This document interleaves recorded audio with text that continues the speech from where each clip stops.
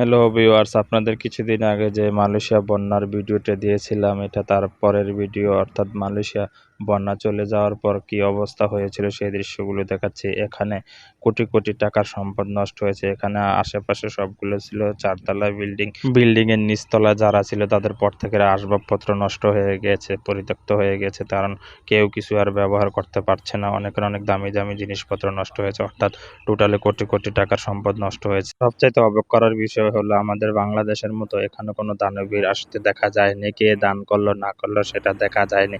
তবে দান কি করেন? না, দান করেছে, কিন্তু তারা ক্যামেরায় আসেনি।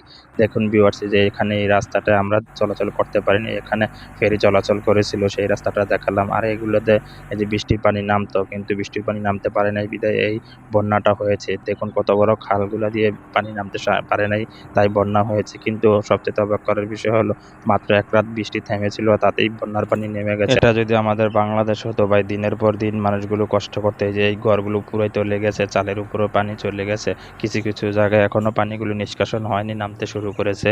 তাই সব এরিয়াতে একসাথে তো আর পানি নামা সম্ভব নয়, সময় লাগবে কিছুদিন। ঘুরে ফিরে সেই কথা, এটা যদি বাংলাদেশ হতো, টিকটক আর ফেসবুক আর ইউটিউবারের অভাব ছিল না। কিন্তু এদের সে তেমন কোনো মিডিয়াতেও দেখায়নি, যেহেতু তাদের নিজের দেশের মান সম্মানের বিষয়।